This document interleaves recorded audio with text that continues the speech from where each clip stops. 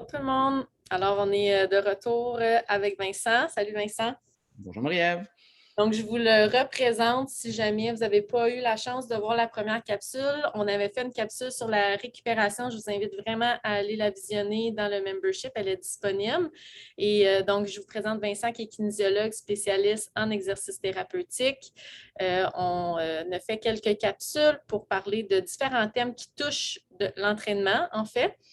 Et aujourd'hui, on va aborder un thème qui amène beaucoup de confusion chez les gens. J'entends souvent la question, est-ce que je devrais m'entraîner si j'ai une douleur quelconque, peu importe c'est quoi la douleur? Est-ce que je continue à m'entraîner ou non?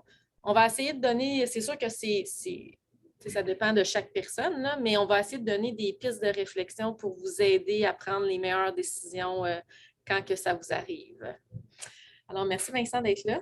Ben, ça me fait plaisir. Donc, la douleur, la fameuse douleur. Bon, OK. Ben, la réponse, est-ce que je devrais m'entraîner avec la douleur? Ben, je vais dire, ça dépend. Donc, la réponse variable. Bon, pourquoi je dis ça dépend? OK. Ben, la première question, c'est, bon, c'est où que j'ai mal? Donc, et d'un, ça peut donner une information. Donc, si on parle, est-ce que c'est une douleur qui s'est déclenchée avant, ou j'ai déjà une douleur présente, ou c'est pendant l'entraînement, ou post-entraînement. Donc, c'est selon le niveau de l'entraînement aussi, ça va interférer. Bon, moi, je dirais d'emblée, s'entraîner à la douleur, je serais porté à dire non. Sauf que ça dépend. J'explique. Le classique. Par exemple, je fais un squat. Un squat classique, je commence. Bon, je fais un volume. 3-4 séries de 10 avec puissance, peu importe. Et là, finalement, je commence à avoir une douleur à la cuisse. OK. Est-ce que la douleur à la cuisse, donc entre je vais dire la hanche et le genou, en plein milieu de la cuisse. Donc, théoriquement, on peut juger c'est musculaire. Il n'y a pas d'articulation là. Est-ce que la douleur est supportable? Oui, elle est supportable. Elle commence à être un genre de fatigue. Mais ça, c'est normal. C'est la fatigue de l'entraînement et c'est une forme de douleur. Donc, il faut quand même être capable d'identifier. Donc, c'est normal. Donc, c'est une sensation de chaleur, que ça, mais donc, il ne faut pas nécessairement s'arrêter. Quand on commence à grimacer, c'est là, je pourrais dire, c'est des signes avant-coureurs. Donc, grimace parce que je fatigue, je vais chercher de l'intensité, mais là, non, la douleur devient de plus en plus aiguë. Ça, elle est en train de se transformer. Ça serait prêt à dire d'arrêter parce qu'il se passe quelque chose au niveau musculaire. Yeah. Pour le même exemple, un squat, je commence à avoir une douleur au genou. Bien, par définition, zéro douleur au genou, comme le dos. Donc, on arrête. Il se passe quelque chose. Parce que qu'est-ce qu'il faut comprendre, c'est que la douleur, en fait, c'est l'alarme du corps humain. C'est un système d'alarme qui est en train d'alarmer le corps, dire oh, il se passe quelque chose de pas normal. Je suis en train de dépasser un peu mon seuil de capacité. Donc là, c'est la façon comment le corps réagit. Donc, des fois, juste où ce que j'ai mal peut être un indicateur. Donc, théoriquement, quand je m'entraîne, je commence à avoir mal à une articulation quelconque, moi, j'arrêterais OK, d'emblée. parfait. Donc, pourquoi? Parce que justement, c'est articulaire et là, ça veut dire qu'il y a un surstress qui commence à se faire. Bien, il y a potentiellement un surstress qui est en train de se faire ou c'est une mauvaise technique. Donc là, il y a un paquet de facteurs pourquoi. Là, il faut identifier le facteur pourquoi la douleur est créée.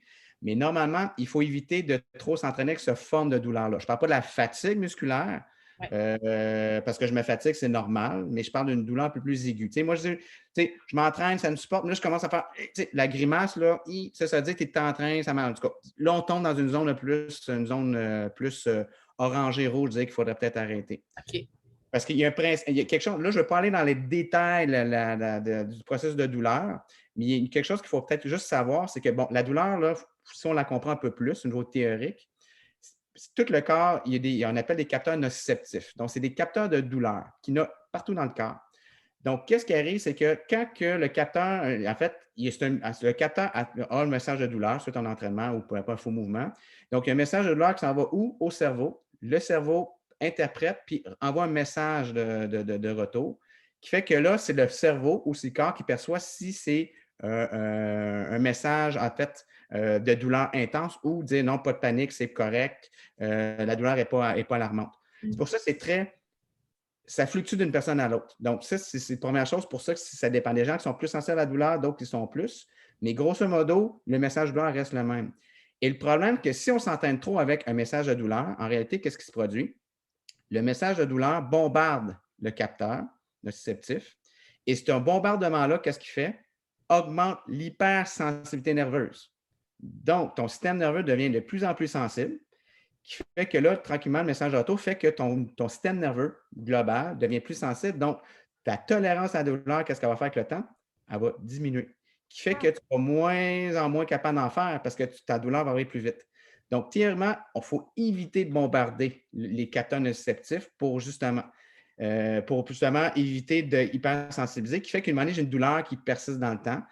Ça, c'est plus dans la douleur chronique parce que probablement, je suis convaincu que les gens qui s'entraînent puis qui vivent avec une douleur chronique, par définition, c'est une douleur de plus de 3 mois.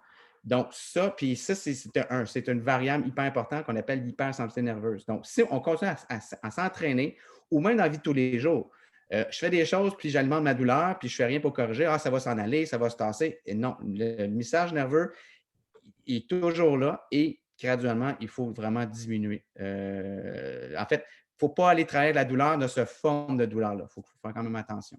C'est vraiment intéressant. Donc, c'est de comprendre que si on envoie toujours ce message nerveux-là, on va diminuer notre seuil de tolérance à la douleur. À la longue. À la... Donc, si on revient à l'entraînement, ben, parce que moi, je m'entraîne fort, ben, tranquillement, ton entraînement va être de moins en moins efficace parce que tu vas être de moins en moins capable d'en prendre. Donc, tes charges vont diminuer, ton endurance va diminuer. Et là, qu'est-ce qui arrive? Parce que là, je sais que je suis convaincu qu'il y a des gens qui ont une plus haute tolérance à la douleur que la normale. Bien là, qu'est-ce qu'il fait? On compense.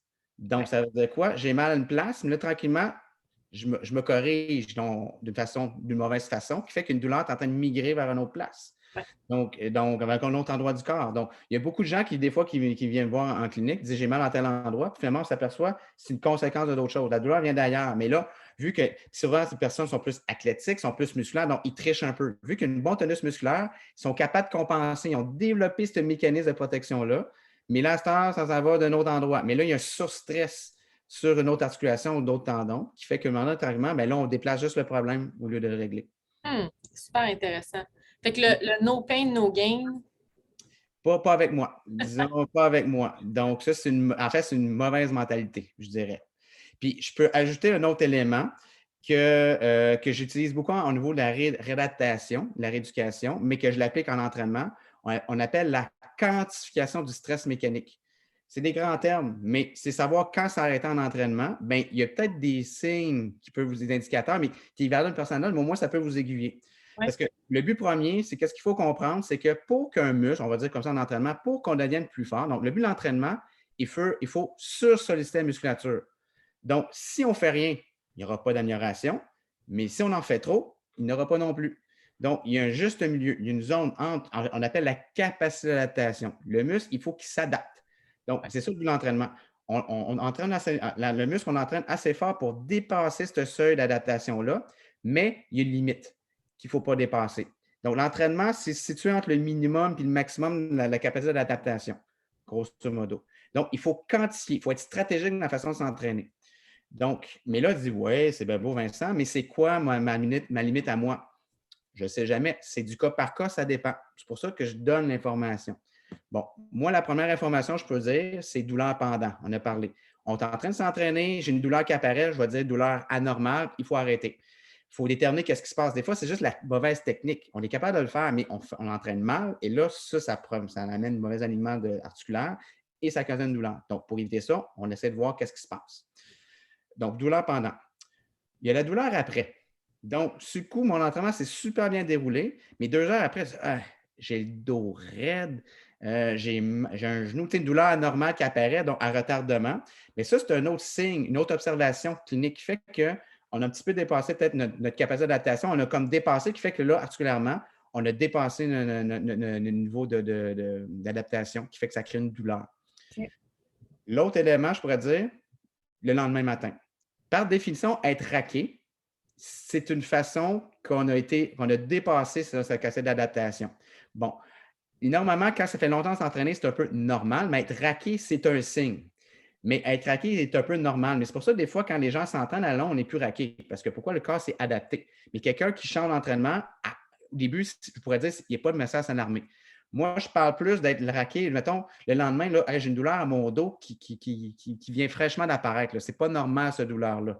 Bien, ça, ce n'est pas pendant, ça n'a pas été après, c'était le lendemain matin. Donc, c'est vraiment en hyper retardement. Ça, c'est un autre signe, il s'est passé quelque chose.